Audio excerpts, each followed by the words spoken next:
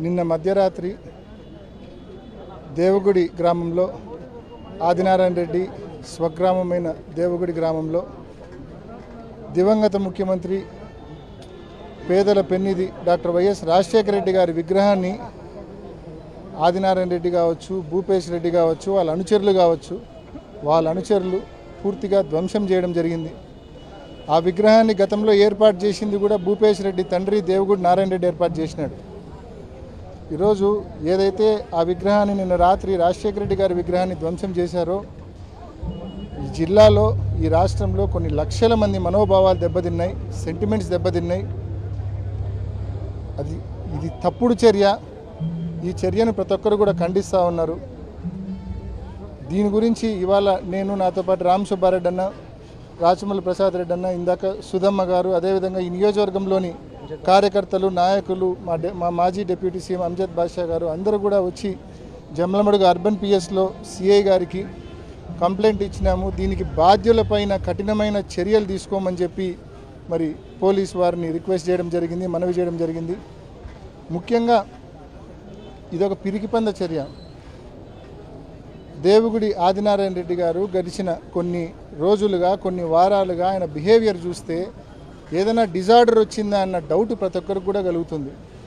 ముఖ్యంగా 2 సంవత్సరాల కూటమి పాలనను, వెన్నుపోటు పాలనను పురస్కరించుకొని ఏదైతే వైఎస్ఆర్ కాంగ్రెస్ పార్టీ వెన్నుపోటు దినోత్సవం పిలిపించిందో ఆ కార్యక్రమానికి రాష్ట్రంలో ఎక్కడ లేని విధంగా జమ్మలమడుగు హెడ్ క్వార్టర్లో 10,000 మందికి పైగా ప్రజలు, వైఎస్ఆర్సీపీ నాయకులు, కార్యకర్తలు పాల్గొని ఆ కార్యక్రమాన్ని అద్భుతంగా విజయవంతం చేయడం జరిగింది. ఈ కూటమి ప్రభుత్వం ఏ రకంగా వెన్నుపోటు పొడుస్తూ ఉందో ప్రజలకు ప్రస్ఫుటంగా ప్రజలకు అందరికీ కూడా తెలియజేసే విధంగా ఆ కార్యక్రమం విజయవంతమైంది. అది జరిగిన తర్వాత దానికి కౌంటర్గా ఒక 2 రోజులు వ్యవధిలోనే ఆదినారాయణ రెడ్డి, భూపేష్ రెడ్డి ఇద్దరు కలిసి జమ్మలమడుగు నియోజకవర్గంలో మా కార్యక్రమానికి కౌంటర్గా ఒక అధికార పార్టీలో ఉండి ఇంకో కార్యక్రమాన్ని పిలిపించినారు. విపరీతంగా నియోజకవర్గం అంతా జనసమీకరణ చేసినారు. అయినా కార్యక్రమం, వాళ్ళు పెట్టిన కార్యక్రమం అటర్ ఫ్లాప్ అయింది. కాబట్టి ఆయనకు అర్థమైంది, ఆయనకు భవిష్యత్తు అర్థమైంది, వాస్తవాలు అర్థమైనాయి. కాబట్టి తెలియని ఫ్రస్ట్రేషన్తో పిచ్చి పట్టినట్టు మాట్లాడుతూ ఉన్నాడు. ముఖ్యంగా నిన్నటి రోజున ఏదైతే స్టీల్ ప్లాంట్ విషయమై వాస్తవాలు తెలియజేయడానికి మా నాయకులు ఏదైతే ఆ స్టీల్ ప్లాంట్ గతంలో శంకుస్థాపన జరిగిన సైట్కు వెళ్ళి వాస్తవాలు తెలియజేయాలని చెప్పి ఏదైతే మా నాయకులు, మా జిల్లా అధ్యక్షుడు కావచ్చు, మా మాజీ ఎమ్మెల్యేలు కావచ్చు, మా సుధమ్మ కావచ్చు, అందరూ కూడా వెళ్ళే ప్రయత్నం చేసినారు. ఆ ప్రయత్నాన్ని అడ్డుకొని నిన్న సాయంత్రం మళ్ళీ ఆయన ప్రెస్ మీట్ పెట్టి ఇష్టం వచ్చిన మాటలు, రామ్ సుబ్బారెడ్డిని పట్టుకొని ఇంకా ఆయన నోటితో మనం మాట్లాడలేని మాటలు మాట్లాడుతూ ఉన్నాడు.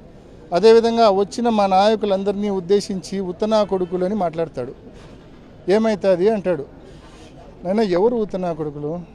ఆదినారాయణ రెడ్డి, నువ్వే సూటిగా నేనే అడుగుతున్నా, విను, నీకే చెప్పేది. 5 ఏళ్ళు జగన్మోహన్ రెడ్డి గారు ముఖ్యమంత్రిగా ఉన్నారు, 1800 రోజులు. నువ్వు కనీసం 20 రోజులైనా జమ్మలమడుగు నియోజకవర్గంలో ఉన్నావా అని నేను అడుగుతా ఉన్నా. నేను ఆదినారాయణ రెడ్డి ప్రతిపక్షంలో ఉన్నప్పుడు 5 సంవత్సరాల్లో కనీసం 20 రోజుల నుంచి 25 రోజులైనా నువ్వు ఈ నియోజకవర్గంలో ఉన్నావని నేను అడుగుతాడా? అదే మేము అధికారం కోల్పోయినాం, ప్రతిపక్షంలో ఉన్నాం, అయినా నిత్యం జిల్లాలోనే ఉంటున్నాం. రామ్ సుబ్బారెడ్డి అన్న నిత్యం జిల్లాలోనే ఉంటున్నాడు, ప్రసాద్ రెడ్డి అన్న నిత్యం జిల్లాలోనే ఉంటున్నాడు, మా జిల్లా అధ్యక్షుడు రవీంద్రనాథ్ రెడ్డి నిత్యం జిల్లాలోనే ఉంటున్నాడు, మా ఎమ్మెల్యే సుధమ్మ నిత్యం జిల్లాలోనే ఉంటుంది. మా నాయకులు ప్రతి ఒక్కరు కూడా కార్యకర్తలకు, ప్రజలకు అందుబాటులోనే ఉంటున్నారు, జిల్లాలోనే ఉంటున్నారు. నీ మాదిరి పారిపోయే వాళ్ళను ఉత్తనా కొడుకులు అంటారు.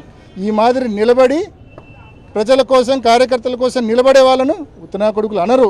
కాబట్టి తేడా తెలుసుకో ఆదినారాయణ రెడ్డి. నువ్వు ఇష్టం వచ్చినట్టు నోరుంది కదా, అధికారం ఉంది కదా, వంత పాడడానికి, వత్తాసు పలకడానికి పోలీసులు ఉన్నారు కదా అని చెప్పి నోటికొచ్చినట్టు మాట్లాడితే రేపొద్దున ఈ మాటలను నువ్వు మాట్లాడే ప్రతి మాటకు రేపొద్దున సమాధానం తప్పకుండా వస్తుందనే విషయం కూడా ఆదినారాయణ రెడ్డికి తెలియజేస్తూ ఉన్నా. మరి ఇవన్నీ సరిపోవన్నట్టు, మాటలు సరిపోవన్నట్టు నిన్న రాత్రి ఆయన ఆధ్వర్యంలో, భూపేష్ రెడ్డి వాళ్ళ కుటుంబం ఆధ్వర్యంలో చేపట్టిన ఈ చర్య ఏదైతే రాజశేఖర రెడ్డి గారి విగ్రహం, రాజశేఖర రెడ్డి గారు ఈ జిల్లాలో, ఈ రాష్ట్రంలో, ఈ దేశంలో కొన్ని కోట్ల మంది గుండెల్లో పదిలంగా ఉన్నటువంటి మహానాయకుడు రాజశేఖర రెడ్డి గారు. అటువంటి నాయకుడి విగ్రహాన్ని ఏమాత్రం మరి నిజంగా అన్నం పెట్టిన చేయిని నరకడం అంటారు కదా, ఇతను అన్నం పెట్టిన చేతిని నరుక్కున్నాడు. ఆదినారాయణ రెడ్డి మీ కుటుంబము అన్నం పెట్టిన చేతిని, ఏ పొజిషన్లో ఉన్న మీరు ఈరోజు ఏ పొజిషన్లో ఉన్నారంటే అది రాజశేఖర రెడ్డి గారు మీకు రాజకీయంగా పెట్టిన భిక్ష అనే విషయాన్ని మర్చిపోవద్దు. ఆదినారాయణ రెడ్డి, నువ్వు ఎన్ని మర్చిపోయి ఇవాళ ఆ మహానాయకుడి విగ్రహాన్ని మీకు రాజకీయంగా ఊపిరిచ్చారో, ఎవరైతే జీవితాన్నే ఇచ్చారో ఆ నాయకుడి విగ్రహాన్ని నువ్వు ఇవాళ మరి ధ్వంసం చేయించినావంటే తప్పకుండా నీ బ్యాడ్ టైం స్టార్ట్ అయింది. నువ్వు బహుశా ఈ కార్యక్రమము చంద్రబాబు నాయుడు గారిని ప్రసన్నం చేసుకోవాలా, ఆయనను కన్విన్స్ ఆయన దగ్గర మార్కులు కొట్టేయాలా, ఆయన దగ్గర మార్కులు కొట్టి ఆయనను ప్రసన్నం చేసుకొని బహుశా క్యాబినెట్ రీషఫుల్ జరిగితే మళ్ళా క్యాబినెట్లో చోటు దక్కించుకోవాలా అని చెప్పి ఆయన దగ్గర మార్కుల కోసం ఇంత దిగజారుడు పనికి నువ్వు పూనుకున్నావు. కాబట్టి ఖచ్చితంగా ప్రజలు గమనిస్తూ ఉన్నారు ఇవన్నీ కూడా. ఏ ఒక్కటి నువ్వు చేసే తప్పుడు చర్య నువ్వు ఫ్రస్ట్రేషన్లో చేస్తున్నావా, లేకుంటే నీ రాజకీయంగా మంత్రి పదవి కోసం ఇటువంటి పనికిమాలిన పనులు చేస్తున్నావా, నువ్వు చేసే ఏ ఉద్దేశంతో చేస్తున్నావో నీకే తెలియాలా, చంద్రబాబు నాయుడు గారికి తెలియాలా.